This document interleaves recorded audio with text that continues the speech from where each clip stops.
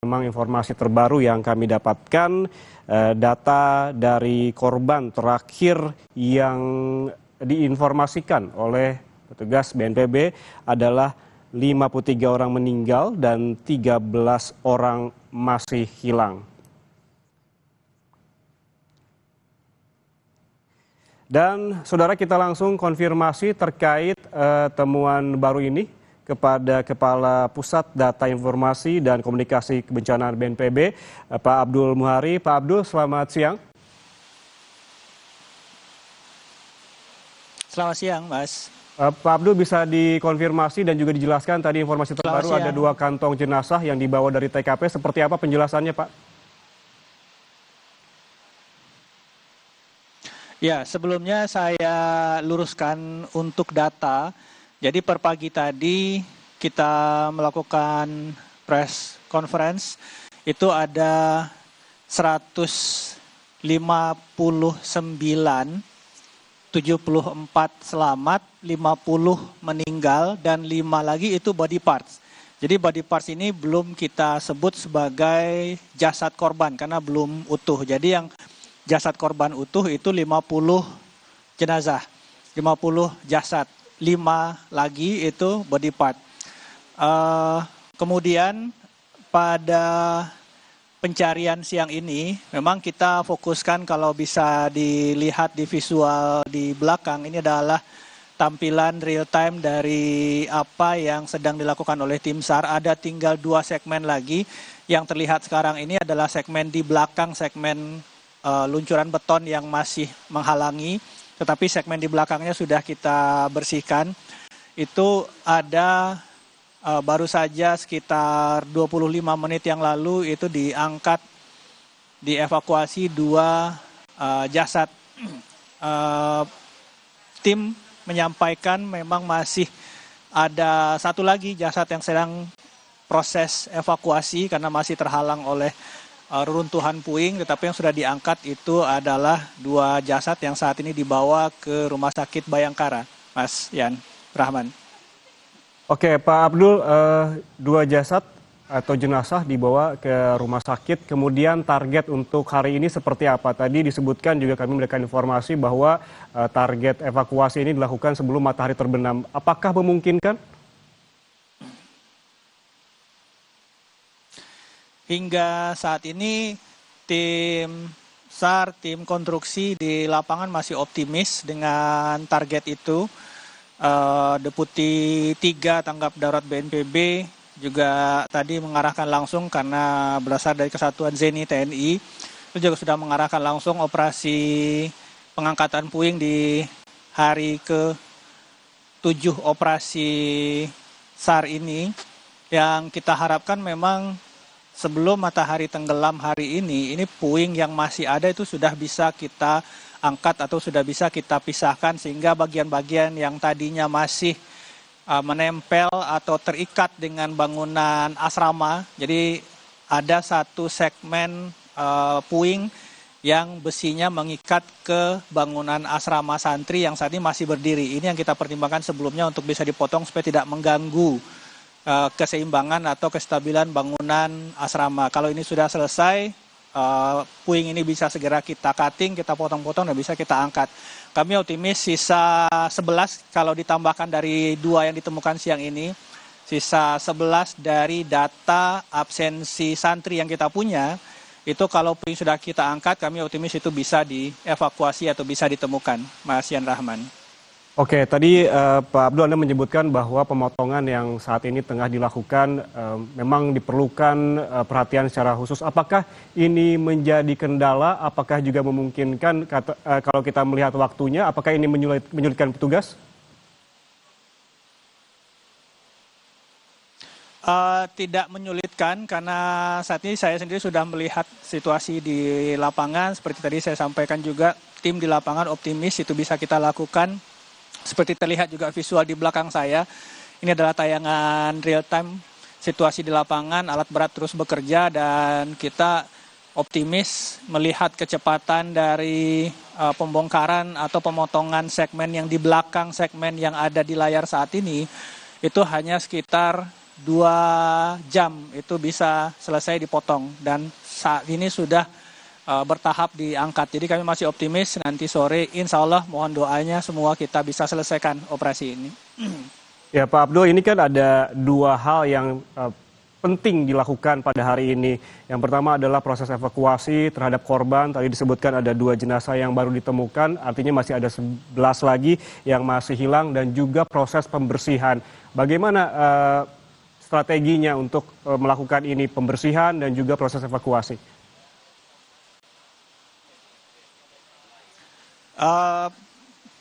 Yang perlu kita ketahui bahwa korban ini berada di bawah puing reruntuhan. Jadi kalau misalkan puing ini bisa kita angkat, bisa kita potong-potong lalu kita angkat, kita bersihkan secara otomatis korban yang terperangkap di bawah itu pasti bisa kita temukan. Jadi tim saat ini yang bekerja adalah tim konstruksi, tim struktur untuk membuka atau mengangkat sisa puing pada segmen runtuhan yang terakhir. Ini udah segmen terakhir, dan segmen terakhirnya ada dua posisi yang berbeda, tapi masih saling terikat. Yang posisi yang di belakang dari gambar yang masih ada saat ini itu sudah kita bersihkan. Di bawah itu yang kita baru saja menemukan 2 jasad korban. Yang kita harapkan begitu ini sudah selesai dibersihkan, kita pindah ke segmen runtuhan yang paling depan, dan yang paling dekat dengan pintu masuk. Dan kalau mengingat tadi waktu pembongkaran yang kita perlukan dari jam 11 sampai jam 1 itu bisa selesai, kami optimis nanti sore bisa kita selesaikan. Jadi puingnya kita potong-potong, kita angkat, begitu puing reruntuhan ini bisa kita angkat, secara otomatis korban pun bisa kita evakuasi. Mas Yan Rahman. Oke, Pak Abdul, tadi kita juga mendapatkan informasi dari tim SAR bahwa hari ini begitu pencarian korban dilakukan secara maksimal dan mengerahkan seluruh tenaga. Apa maksudnya? Apakah semua petugas betul-betul dikerahkan seluruhnya pada hari ini?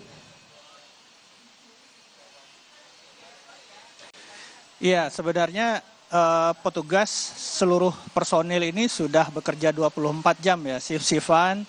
Dan saat ini juga tidak ada jeda makan siang sama sekali, alat nggak boleh berhenti, jadi personil bisa berganti tapi alat harus jalan terus. Jadi personil saling shifting untuk menutup supaya waktu kita bisa kita optimalkan. Jadi ini yang tadi disebut oleh Basarnas bahwa ini kita akan optimalkan seluruh sumber daya. Alat tidak boleh berhenti bekerja, personil bisa berganti, tapi alat harus tetap bekerja sampai nanti pekerjaan ini kita selesaikan, Mas Yanwar. Petugas melakukan pembersihan dan juga proses evakuasi secara maksimal. Namun bagaimana skenarionya jika memang sampai pukul 00 nanti malam begitu masih ada yang belum ditemukan? Apakah masih ada potensi pencarian diperpanjang hingga besok paling tidak?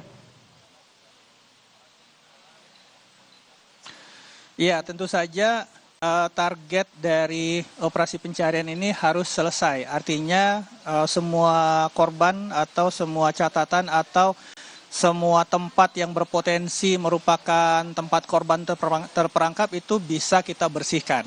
Nah ini kalau misalkan ternyata tidak selesai sampai jam 00 tentu akan kita teruskan. Tadi malam juga ada korban yang kita temukan pada pukul 2 hingga 3 dini hari.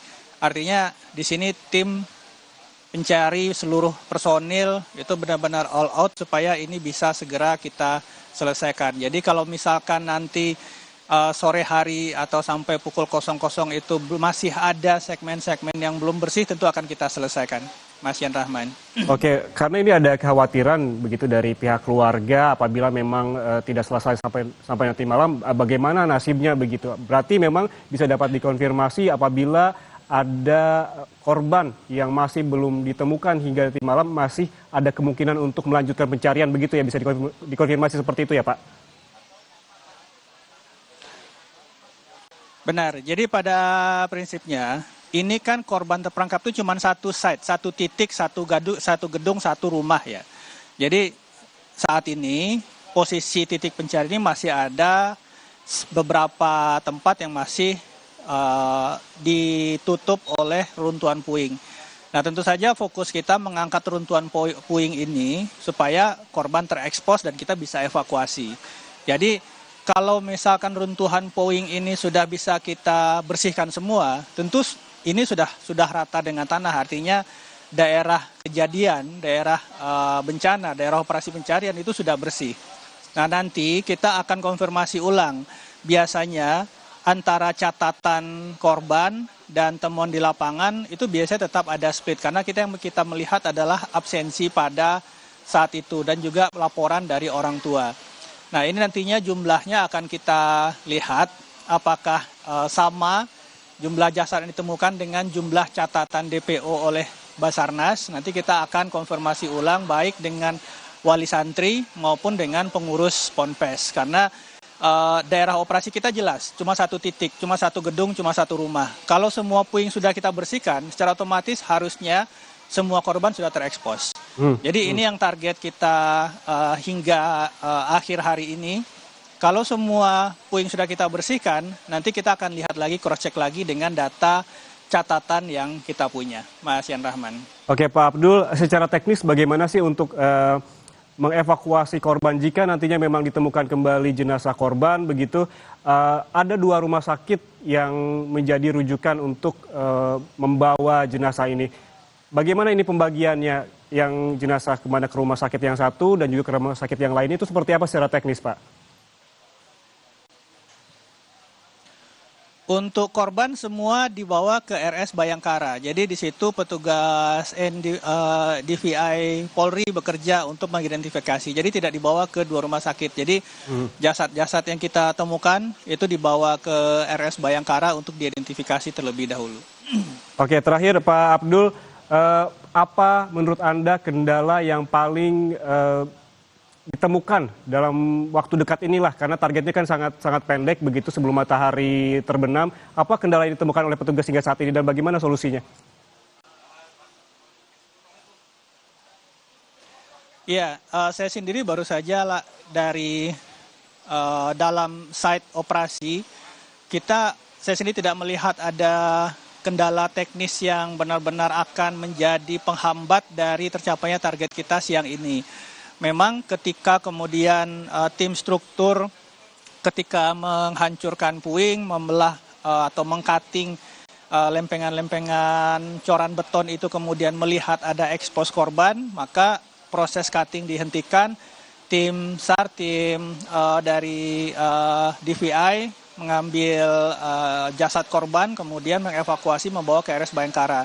Begitu korban sudah diangkat, maka proses cutting berjalan kembali. Ini tahapan-tahapan proses yang kita lakukan pada hari ini. Jadi secara teknis, alat, perangkat, personil masih sangat optimal.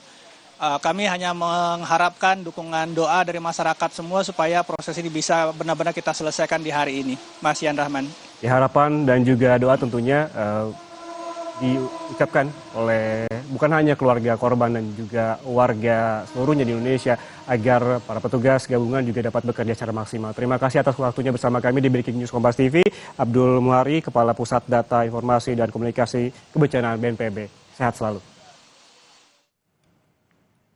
Saudara, hingga hari ke-8 pencarian korban runtuhan Pondok Pesantren Al-Hozini, 10 jenazah berhasil teridentifikasi. 5 diantaranya teridentifikasi di Rumah Sakit Bayangkara Polda Jawa Timur. Sebanyak 10 korban yang telah teridentifikasi, ini masing-masing 5 orang teridentifikasi di Sidoarjo dan 5 lainnya di Rumah Sakit Bayangkara Surabaya. 5 jenazah yang teridentifikasi di Rumah Sakit Bayangkara Surabaya telah diambil oleh pihak keluarga untuk dikebumikan. Sejauh ini saudara, ada sekitar 44 jenazah yang masih dalam proses identifikasi lanjutan untuk mencocokkan data antara posko antemortem dan postmortem di Rumah Sakit Bayangkara Polda Jawa Timur. Nah, setiap korban yang diidentifikasi ketika sudah ketemu di sidik jarinya, itu tidak diambil lagi sampel DNA, Bapak. Tetapi ketika masih kesulitan, artinya belum bisa pasti, langsung otomatis diambil sampel DNA-nya. menunggu waktu sampel DNA dikaji lagi, di ini lagi, mungkin bisa saja ada yang ketemu bahwa sebelum ada DNA, hasil DNA sudah ketemu.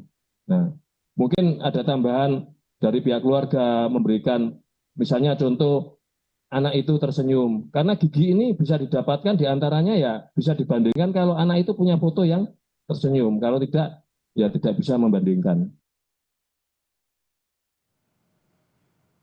Untuk mengetahui informasi terkini kita langsung bergabung dengan jurnalis Kompas TV Nyoman Diani di Rumah Sakit Bayangkara Surabaya. Nyoman, selamat siang. Ini seperti apa informasi terbaru yang Anda bisa dapat sampaikan? Apakah sudah ada korban yang baru teridentifikasi pada siang hari ini?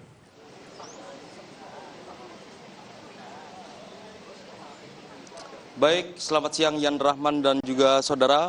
Baru saja sekitar 10 menit yang lalu, 2 mobil ambulans yang membawa 2 kantong jenazah dari korban runtuhan bangunan di Pondok Pesantren Al-Qausini Sidoarjo ini baru saja tiba di sekitar Rumah Sakit Bayangkara Polda Jawa Timur sekitar 10 menit yang lalu.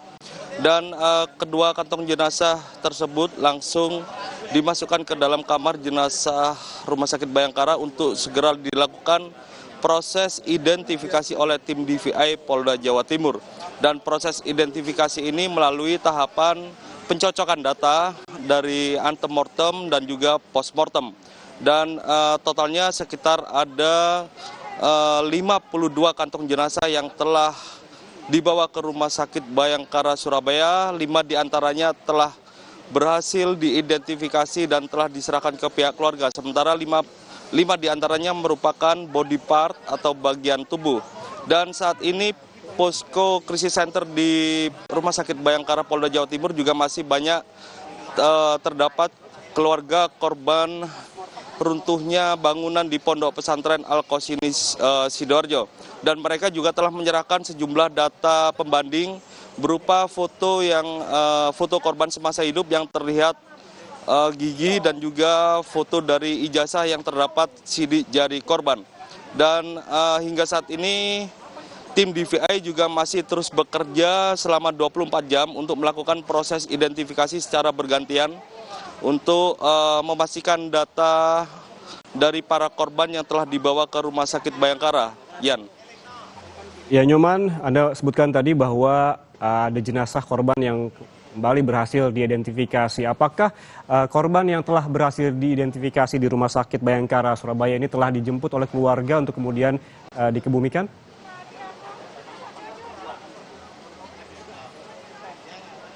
Baik, untuk 5 korban meninggal dunia yang telah berhasil diidentifikasi juga telah dijemput oleh pihak keluarga yang diserahkan langsung dari tim DVI ke pihak keluarga. Dan kelima korban tersebut diserahkan pada hari Sabtu kemarin dan juga Minggu kemarin. Dan para korban meninggal dunia yang teridentifikasi juga disolatkan di Rumah Sakit Bayangkara dan kemudian dibawa langsung oleh pihak keluarga untuk dimakamkan di kampung halaman. Sementara masih ada sekitar 47 kantong jenazah yang masih dalam proses identifikasi oleh tim DVI Polda Jawa Timur, Yan. Ya, hingga saat ini proses evakuasi dan pencarian korban masih dilakukan oleh petugas di lokasi ataupun tempat kejadian. Lalu bagaimana di sana antisipasi dari pihak rumah sakit? Apakah memang ada ruangan khusus atau seperti apalah yang dilakukan oleh pihak rumah sakit jika sewaktu-waktu ada jenazah yang tiba di Rumah Sakit Bayangkara Surabaya?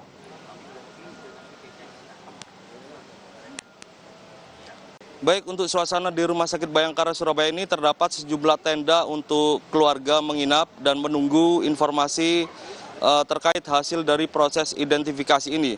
Selain itu, sejumlah anggota kepolisian juga nampak berjaga di sekitar lokasi Rumah Sakit Bayangkara Surabaya untuk membantu jika ada kedatangan kantong jenazah dari TKP reruntuhan bangunan di Pondok Pesantren Al-Qausini Sidoarjo tiba di Rumah Sakit Bayangkara. Dan mereka bahu-membahu agar segera proses identifikasi ini dilaksanakan oleh tim DVI. Selain itu, petugas kepolisian dari tim DVI juga masih membuka posko antemortem untuk menerima atau menantikan data terbaru dari pihak keluarga korban untuk menyerahkan foto korban semasa hidup yang terlihat bagian gigi, karena pada proses identifikasi kemarin banyak pencocokan data dari gigi yang terlihat pada jenazah. Yan.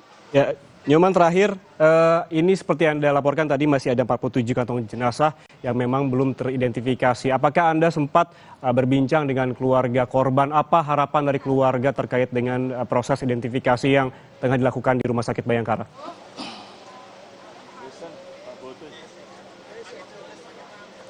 Baik, Ian, tentu para keluarga ini berharap agar proses identifikasi ini bisa cepat selesai dan lancar dilaksanakan oleh tim DVI Polda Jawa Timur. Karena mereka juga telah menunggu beberapa hari di sini di posko krisis center yang didirikan di Rumah Sakit Bayangkara. Dan mereka berharap agar proses identifikasi ini tuntas dan lengkap dan langsung diserahkan ke pihak keluarga. Mereka pun masih setia menunggu di sini sambil bergantian dengan keluarga lainnya untuk menantikan informasi terbaru dari posko krisis center terkait hasil identifikasi ke-47 kantong jenazah yang telah ada di Rumah Sakit Bayangkara Surabaya, Ian. Baik, terima kasih jurnalis Kompas TV Nyoman Denny atas laporan langsungnya dari Rumah Sakit Bayangkara Surabaya. Selamat bertugas kembali.